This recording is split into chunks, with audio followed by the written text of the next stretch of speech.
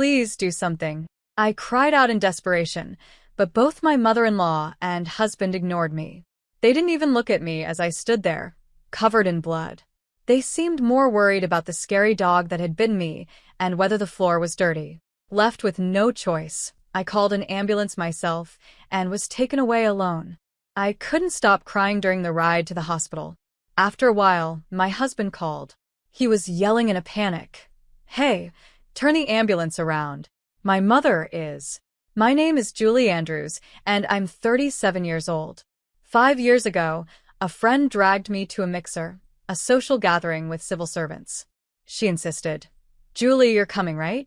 That's where I met my husband, Scott, who is 5 years younger than me. My dad is a judo instructor and my mom teaches physical education. I grew up in a family that was all about sports, with 2 older brothers who all have black belts in judo. This made me a bit of a tomboy. Scott, on the other hand, was completely different. When we first met, his shirt buttons were mismatched, and he stumbled over his words during the toast. He was a nice guy, not a bad person at all, but he seemed to try hard and still couldn't get things quite right. I found this side of Scott sweet, and it brought out my caring side. We went on a few dates, and it was actually me who suggested we start dating. Scott had a way of calming my naturally short temper. Before I knew it, I started thinking I wanted to be with him forever. On the first anniversary of our relationship, I proposed to him. I said, "I'll take care of you for the rest of your life, so let's get married." Tears filled his eyes as he replied, "Julie, that's supposed to be my line. Thank you for everything. Let's continue to take care of each other." And that's how we decided to get married. When Scott first met my parents, he was completely nervous around my strict father and 2 brothers. My mom tried to calm him down, saying, "There's no need to be scared, you know." But Scott replied loudly, "Yes," and his voice cracked, which made the whole family laugh. My father, though strict, said, "He seems a bit unsure of himself, but I can tell he put a lot of thought into the gifts he brought. And it's clear he really loves Julie, which makes me happy." After meeting my family, it was time to meet Scott's family. He told me that his father had passed away from cancer 3 years ago. His parents had struggled with infertility, and after 6 years of trying, they finally had Scott. Normally, I wasn't the type to get nervous, but that day I felt really anxious about meeting his mother. I don't usually get nervous, but on this day, I was very anxious about meeting my mother-in-law. I couldn't stop worrying. What if she doesn't like me? What if I mess up when I greet her? What if she has an issue with our age difference? Just then, Scott, who usually isn't the most reassuring, said, "Don't worry, my mom is really kind. You'll find it easy to talk to her. She's famous in the neighborhood for always smiling." Hearing this made me feel a little better. He added, "And there's no way anyone could dislike you, Julie." His words lifted my mood. When we arrived at his family home, we rang the doorbell. I introduced myself. "Nice to meet you, Julie. Thank you so much for taking the time to meet with me today." His mother smiled warmly and said, "Oh, you must be Julie. No need to be so formal. Come on in." She was wearing a lovely dress and had a refined, gentle look. I was worried about the age difference, but when it came up, she said, "Age doesn't matter at all. I'm so happy that someone like you will be Scott's wife." All my fears went away. She didn't care about the age difference at all and was enthusiastic about everything I said. I had a great time. Our conversation turned to a story about a poodle my mother-in-law once had. She showed me a picture and said, "Isn't it adorable? I had this dog when I was in elementary school. It was such a friendly and smart dog, but it passed away when it got older." Then my husband added, "Mom, Julie isn't really fond of dogs." Shirley seemed surprised and said, "Julie, you don't like dogs?" I explained, "Yes, actually. Even though I'm a bit of a tomboy, I'm afraid of dogs.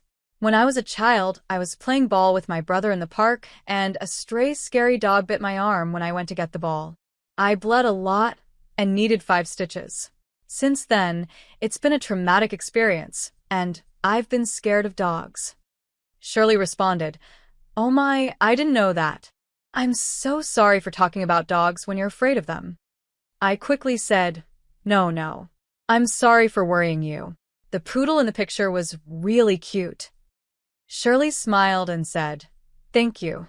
On the way home, I told Scott, Your mother is so beautiful, kind, and such a wonderful person. He smiled and replied, I know, right? My mom is always smiling and has such a gentle nature. I agreed, saying, She's a lovely mother. We kept talking about his mother excitedly. Then suddenly, my husband became serious. Actually, there's something I want to talk to you about, he said. You know how we visited my family home today? Yes, it was such a big house. I was really surprised, I replied.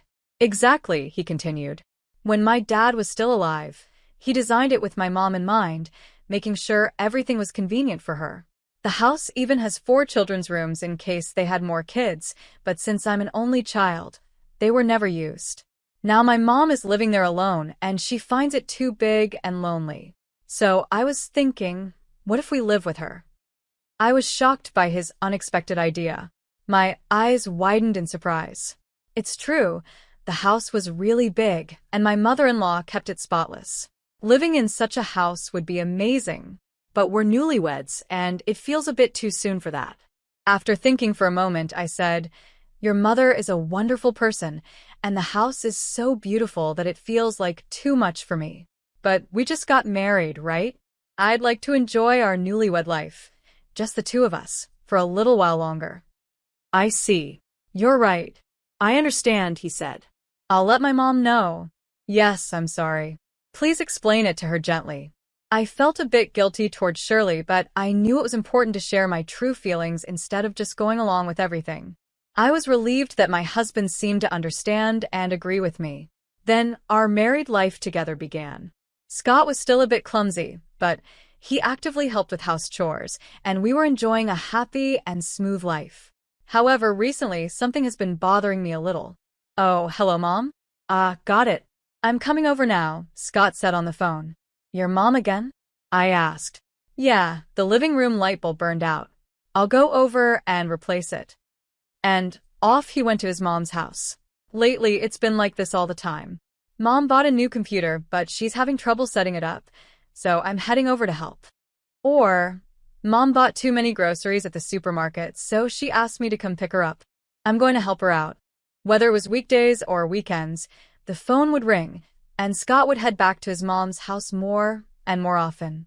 I started feeling a little upset, thinking that he could at least spend the weekends at home with me.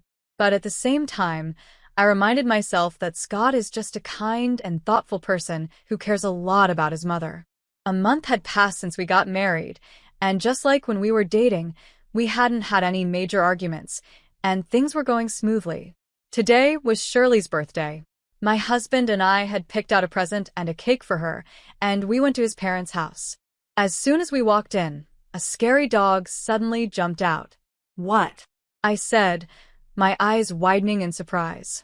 There hadn't been a dog when we came for the wedding visit. Since I'm afraid of dogs, I quickly hid behind my husband. Shirley came out of the living room and said, Oh, welcome. Mom, where did this scary dog come from? Scott asked. Well, I was feeling lonely living by myself, so I got a dog recently. Isn't it cute? She said, smiling. The dog was small, a Welsh corgi. I see, I replied, still startled by the dog's sudden appearance. I forced a smile, even though I was scared. Without noticing my discomfort, Shirley brought the dog closer to me and said, Come on, Julie, why don't you hold it? I took a step back and said, I mentioned this when we came for the wedding visit, but I was bitten by a dog when I was younger, and I've been afraid of dogs ever since. I politely declined to hold the dog. Oh, did you say that? I didn't know, she said, pretending not to remember. But it's so cute. What a strange person you are. I noticed a slight smirk on her face, and for the first time, I wondered if Shirley was being sarcastic. After that day, whenever Scott said, Mom wants to see you, or let's go visit my mom, I started declining. I still couldn't forget the smirk she gave me when she saw I was uncomfortable around the dog. A month later, after finishing work and coming home, I found my mother-in-law in the house. What? Why are you here? I asked, surprised. Oh, welcome home. She greeted me cheerfully, as if everything was normal. She was in the kitchen, had opened the fridge, and was cooking. Why did you come over so suddenly? I asked. My dear Scott said he wanted to eat my homemade stew, so I just had to come, she said, looking very happy as she hummed to herself. Oh, I see. I tried to smile, but I felt tense, especially since her dog was in the living room. To make things worse, she had fed the dog, and it was licking clean my favorite antique plate. I had bought that plate at a flea market in Canada, and now the dog was licking it clean. Who could possibly be okay with this? I went to my room to put away my bags and coat. I told myself not to get upset since Shirley had come all this way. I took a deep breath to calm down and went back to the living room. To my horror, the dog had made a mess on the brand new carpet. The stain was bright yellow. Oh no, the dog messed up the carpet. I shouted in a panic, but Shirley didn't seem to care. Oh dear, it made a mess right there. Huh, she said casually, not even bothering to scold the dog or clean it up. Knowing the stain would get worse if I didn't take care of it, I ended up cleaning it myself. I was usually calm, but this really frustrated me. Just then, I heard the door open, and my husband came home. The dog, hearing him, started barking loudly. Woof, woof. It barked until he came into the living room, and even the sound of the barking scared me. Once the dog saw it was my husband, it stopped, and I felt a bit of relief. The three of us sat down to eat the stew Shirley had made.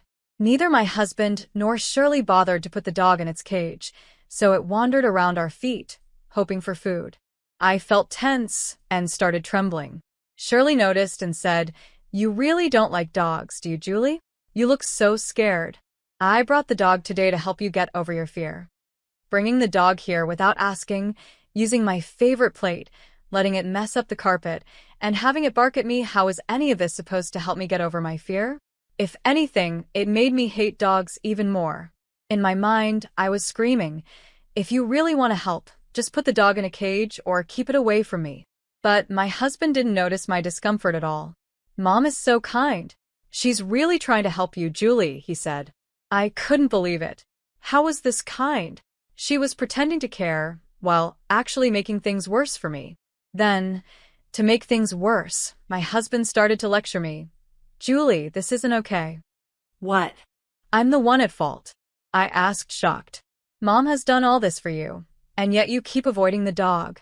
You won't even visit my parents' house because of the dog. You're not trying hard enough, Julie, my husband said. Since his mother was there, he started criticizing me more harshly than usual. I had no choice but to say, I'm sorry, and apologize in front of my mother-in-law. I bit my lip, trying to hold back my frustration. After that, Shirley began coming to our house often, always bringing her dog. Each time, the dog would run around the house, making a mess. But Shirley never seemed to care or discipline the dog. These visits were stressing me out more and more. One day, I had enough. I gathered my courage and said, Please, I've told you many times that I'm afraid of dogs. Can you stop bringing the dog here? Shirley's face changed, and she suddenly looked angry. I've been wondering, she snapped. Are you using your fear of dogs as an excuse to avoid me, Julie? That's terrible. I was shocked and had no idea what she meant. But what surprised me even more was that my husband agreed with her. Julie, that's too much. My mom has been thinking of you, and you've been avoiding her. That's really rude. Apologize to her. Scott, Shirley, you both know I'm afraid of dogs, right? But you keep bringing the dog, and every time it makes a mess, I'm the one who has to clean it up. This is too much, I said, frustrated. Shirley frowned and said, At least let me enjoy my time with the dog. You're too old to have kids anyway, so what's the harm? I was stunned. Is that what you really think? I asked. Isn't it true? You're already 37, and it's getting harder to have a baby at your age. But my son is only 32. He has his whole future ahead of him, but now he's stuck with an older, arrogant wife, she muttered. This was the same woman who once told me age didn't matter. Hearing her true feelings shocked me. I couldn't bear to have her around any longer, so I said, Please, don't come here again. My eyes filled with tears, and maybe because of that, Shirley got even more upset. "How dare you? You really are an arrogant wife," she shouted before storming out with her dog. From that day on, I started feeling more and more resentment toward both my husband and Shirley. Ever since my husband defended her and blamed me, things between us had been tense, and we barely spoke to each other anymore. 2 weekends, my husband came to me with a serious look on his face. "Julie, I'm sorry," he began. "I was wrong too. I should have thought more about your feelings," Scott said. I felt relieved, thinking he finally understood how I felt. But then he added, "Let's go apologize to Mom now." "What? Why should we do that? Was I wrong that day?" I asked, confused. "It's not about being right or wrong. Don't make Mom angry. Just apologize, please," he said. In the end, my husband didn't understand anything. He didn't care about my feelings at all. He took me to his parents' house against my will. When we got there, Shirley was waiting for me, hands on her hips. Shirley, I'm sorry about the other day," I said, as my husband had told me to, just to calm her down. But then she said, "I'll forgive you if you hold the dog." That was it. I realized I couldn't reason with her. I had apologized, even though I wasn't wrong, and I had tried to meet her halfway many times. And this was her response? "As I've said before, I can't do that," I replied firmly, keeping my cool. Shirley got angry and forcefully pushed the dog toward me. "Ah!" I cried out and instinctively pushed the dog away. But my scream startled the dog, and it bit my hand. It hurt so much, and my hand was quickly covered in blood. "Please do something," I begged my husband and Shirley. But Shirley just said, "Well, anyone would be scared by such a loud noise." Poor thing, focusing only on the dog. To my shock, my husband was more concerned about whether the floor was dirty. Neither of them cared about me. I felt disgusted. Meanwhile, my hand kept bleeding, and I had to shoo the dog away myself. I decided to call an ambulance. When the ambulance arrived, Shirley scoffed, "Oh, come on. You're being so dramatic over a dog bite," looking at me with a mocking expression. My husband, even as the ambulance showed up, didn't change. He was still checking the floor. Ignoring both of them, I got into the ambulance, pressing my bleeding hand. I was filled with anger, pain, and sadness.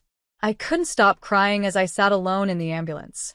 For some reason, my husband called me while I was being taken to the hospital. I thought maybe he was finally worried about me, so I answered the phone. But instead, he said, "Mom got bitten by the dog. You're still nearby, right? Tell the driver to come back to our house."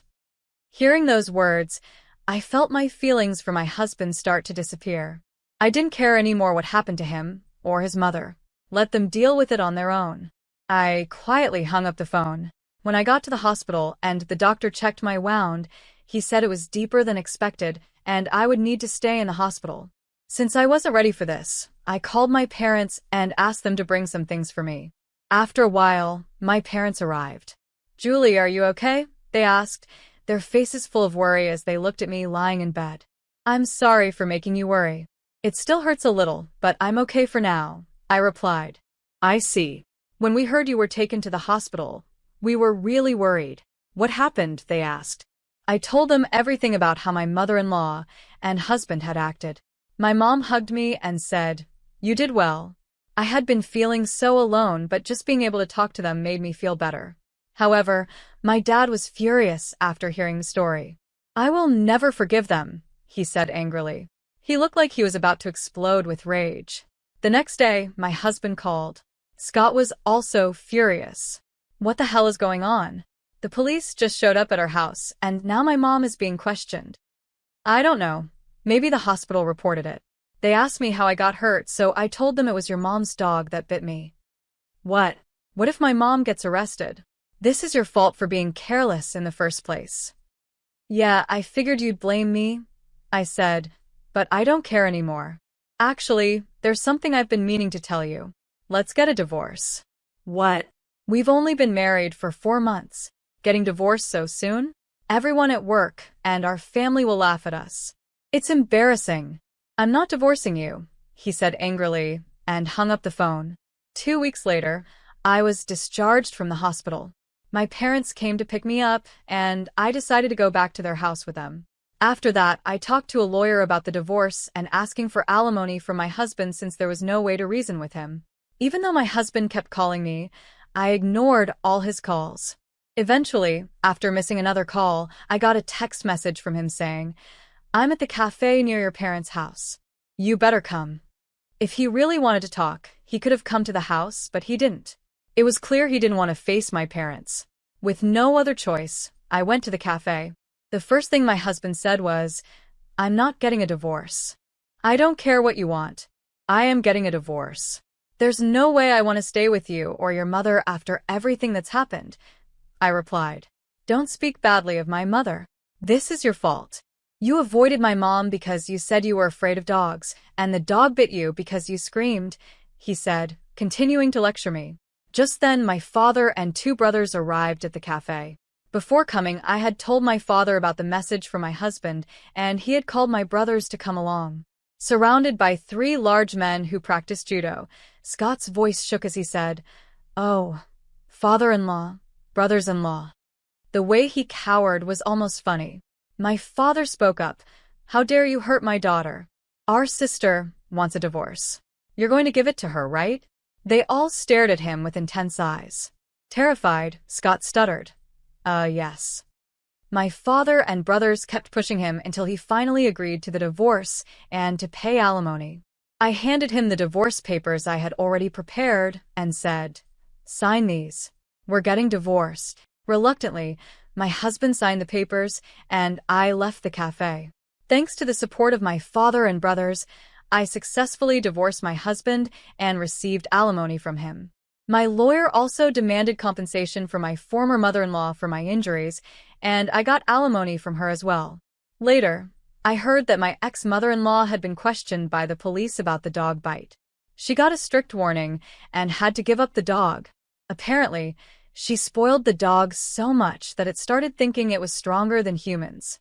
After it bit me, it also bit her, and she ended up with a broken wrist. Now, she's living uncomfortably with limited use of her wrist. My ex-husband moved back to his parents' house.